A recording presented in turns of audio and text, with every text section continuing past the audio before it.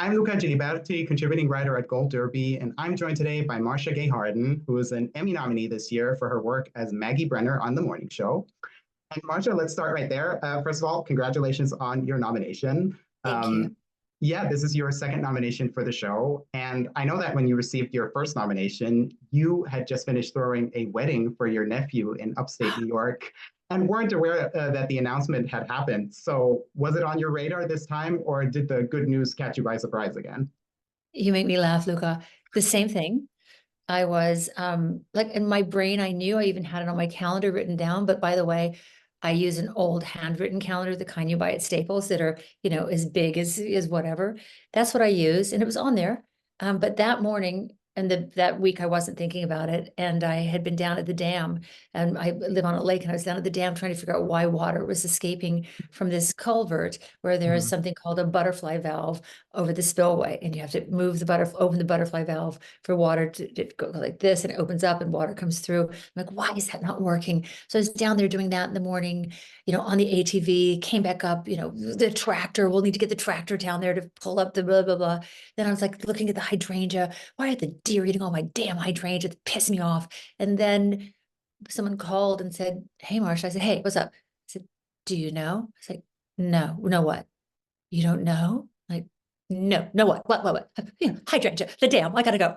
They're like, you were nominated. And I was just over the moon. I was so elated. And it was kind of lovely to not have been waiting for it. So that obviously Mhm. there was no disappointment if I hadn't been. I always take these things a bit with a grain of salt. This is the beauty of aging. You get a little wiser, you get a little less thirsty on some level. But then when it does come, when this nomination came, I couldn't have felt more honored and just proud of Maggie and the character, and that she sort of resonates with people, and she's a truth seeker, but a little bit of a badass. And I just thought, this feels so great. Well, that's really great to hear. And you're also nominated alongside 9 of your cast members.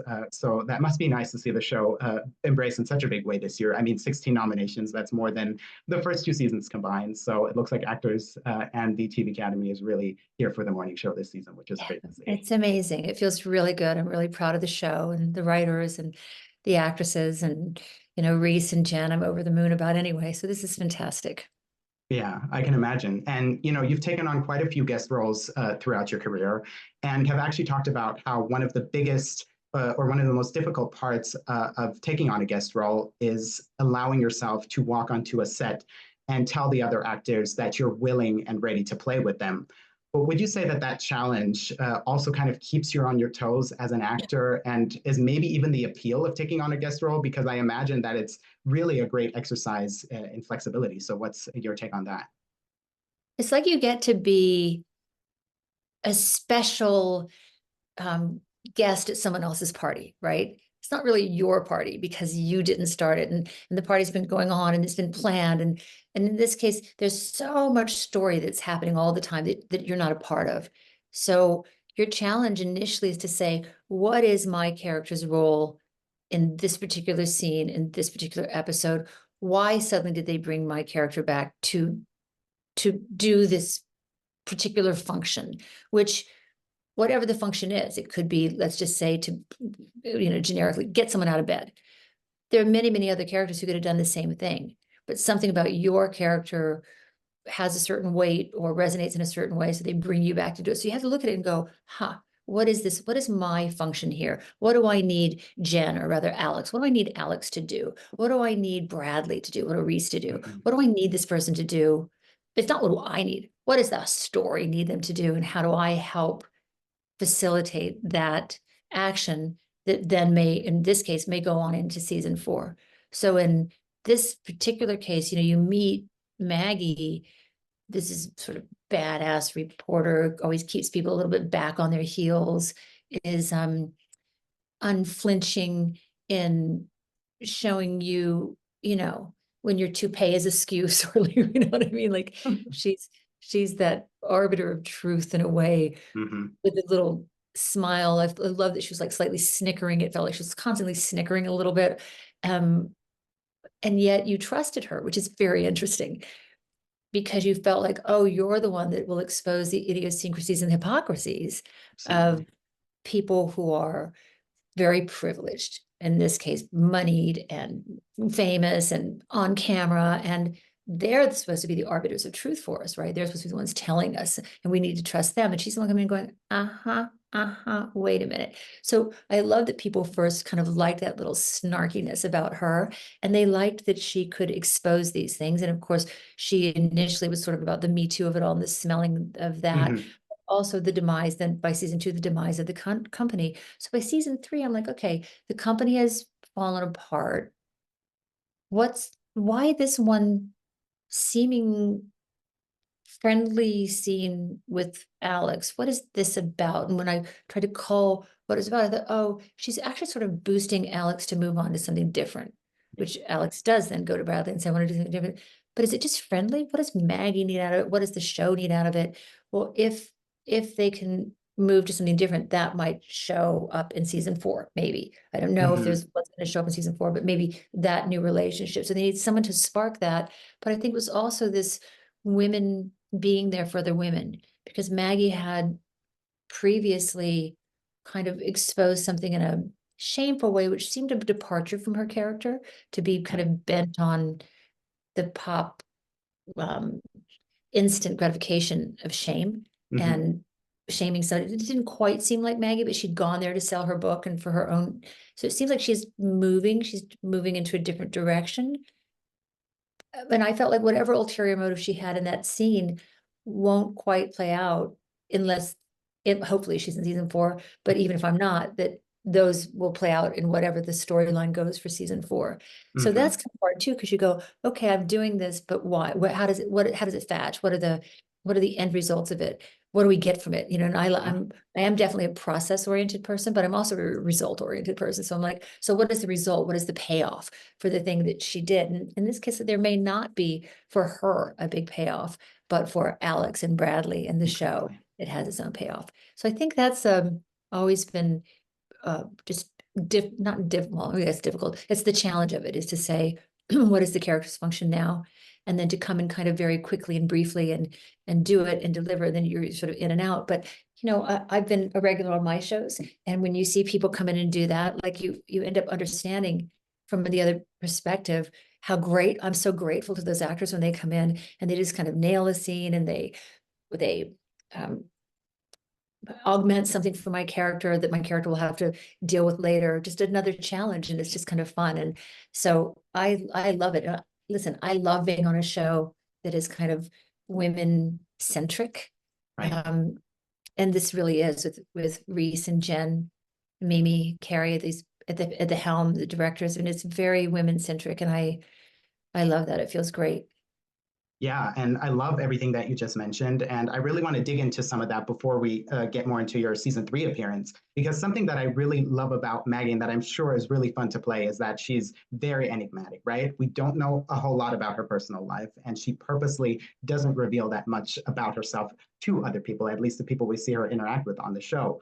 But she does go, way back with many of the show's characters, as you were already talking about, especially with like Fred and Alex. So, how Right. important was it for you to create a backstory for the character, or at least delineate some of the relationships she has with some of these characters before slipping into her shoes in that first season? You try to, but it feels like I'm pedaling Huh. in, when you're pedaling in first gear and you're going really, Yes. really, really, really fast, but you're not moving super far. Yeah. That's what it feels like. I think I like to pedal in fifth gear. I like to put in a good amount of effort, but see myself moving. And in this case, it felt like, spinning tails, and some of it you're on your own, because I could go to the writers and say, what if I've created this whole thing? And they would say, oh, great. Enjoy, because it's not on their radar. So you have to do it for you, just in terms of being able to be familiar with the Hmm. actor in that space. Like, here's the thing, you can often tell when you're watching a show and you see like um, two sisters, let's say, but the sister's just been introduced months into you watching the show to the one character you're familiar with. The sister's just been introduced, and you can tell because they're Hmm. not touching. They don't have access. They're not touching, they're not Exactly. joking, they're not moving, they're not flumping around the way sisters might. There's a formality. And even if you have a formal sister, there's, when there's just something. So you have to create these moments, not just so that you can go, oh, don't you like cream in your coffee or whatever, but that Mhm. you could be putting the cream in that person's coffee and handing it to them, and it's never in the dialogue. And the audience, their back of their brain goes, of course they know they like cream in the coffee because they're sisters. So, or you have to know just for you that you could, so you could be familiar, you could touch them in a way that two sisters might. So there's a long drawn out way of talking about acting in a way, but just talking about familiarity, when you want to create these moments of recognition and familiarity, you do in your head have to create some story. And usually it stays fairly private. You don't foist it onto the other actor, but if it helps you get there, that's the journey. And I think that's exactly the reason why the relationship or the dynamic between Maggie and Alex works so well. You know exactly what that dynamic is, because I always got the sense that Maggie really respects Alex, not just as a peer, but also as someone who has, similar to her, been through the ringers of the industry and has had to kind of scrape her way to the top. This is all before, she then learns that Alex may or may not be complicit in, the culture of silence at TMS. Is that how you would describe that relationship as well? Or how would you characterize Maggie's perception of and relationship with Alex, both before and after everything about TMS comes to light? It felt to me that it was almost like a niece in a way, that there was something Mm, very familial that Maggie recognized, yes, the scrappiness, but more than anything, the vulnerability. Jen Aniston and Alex, because of Jen, have an incredible vulnerability and incredible relatability. And they're kind of Alex is kind of obvious in her foibles in a way. She trips, she drops something, she stumbles over herself, and then picks herself right back up and wipes her nose and goes on. And there's that sense of recognition. It's like mhm. recognizing the part of you that you don't want to be exposed. Then you see as it gets exposed, and then you respect how Alex slash Jen, because I'm not talking about Jen's personal, I'm talking about what Jen puts into Yeah, this yeah. character. You respect how she does pull herself up, and and just moves on with, it's with grace, but it's also with, you know, what I want to say, with just with you, like the child in you recognize Mhm. that. So like there's some people who cry and they're really pretty always when they cry. And then some people when they cry and their nose wiggles around. That's the person that we know, we recognize in ourselves.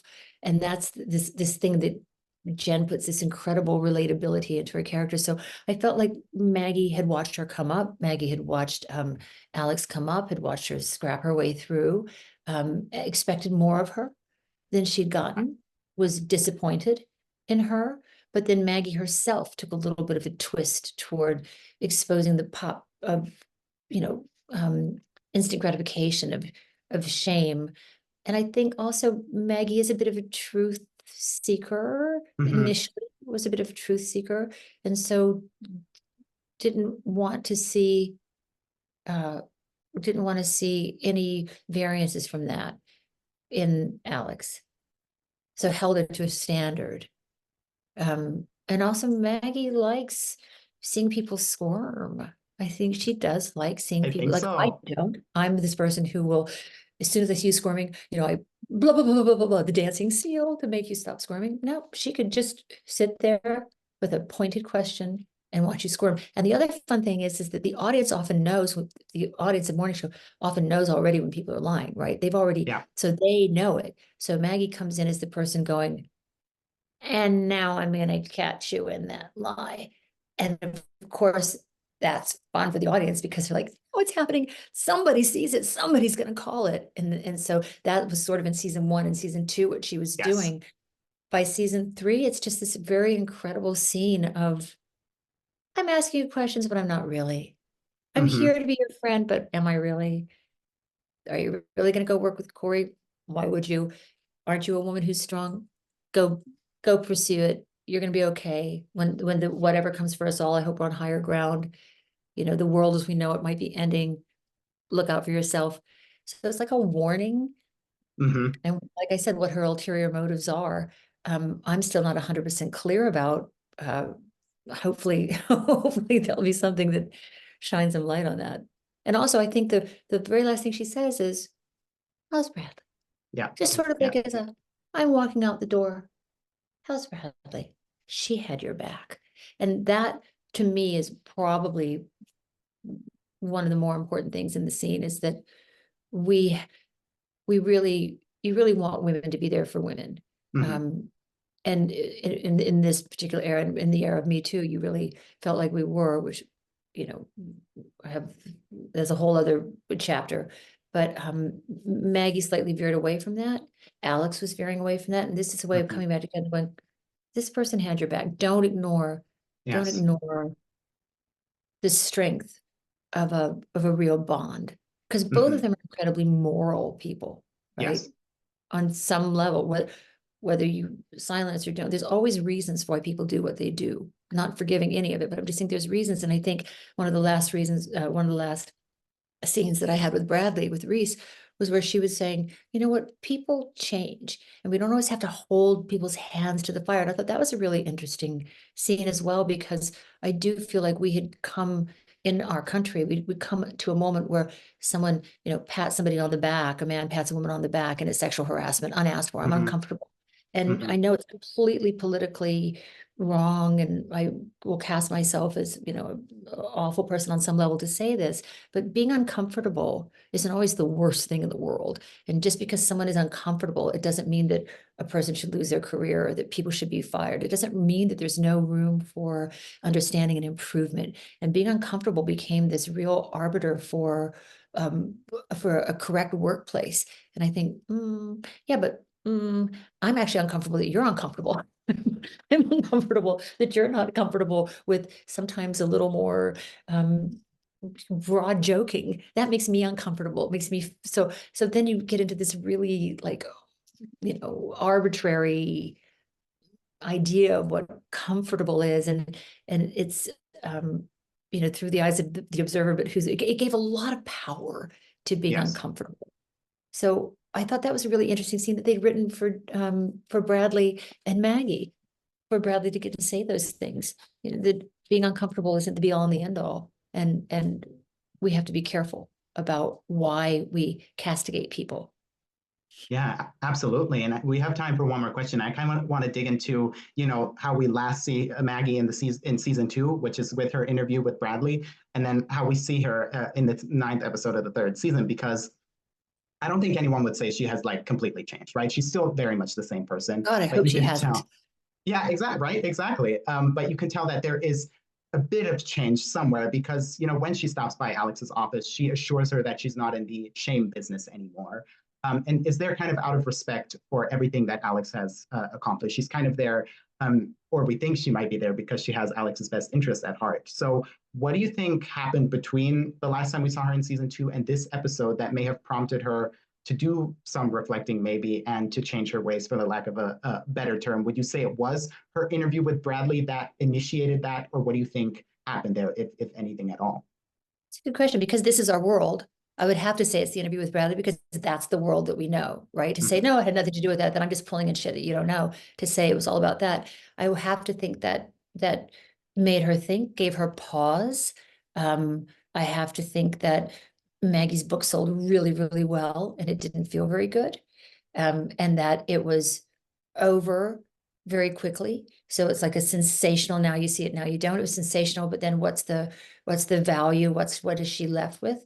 And I have to think that watching the journey, a very public journey of Alex, moved her. You're not going to really get that, because again, the story's not about Maggie. But first of all, when she came in, she said, I'm not in the shame business. I thought, okay, that's good. But when she said, I'm just here to be friendly, I like didn't believe her for a minute. You know, I think Maggie always has an ulterior motive. Right. And even if the writers didn't make it clear to me, even if they don't think she did, I think she always has an ulterior motive. And I don't for a minute believe that she would have gotten dressed up and come to that office, wandered her way through the office just to go, hey, let's be friends. And Exactly. I'm not in the shame business. And, I think she's warning, it seemed like she's warning her that the Yes. world as we know it is shifting.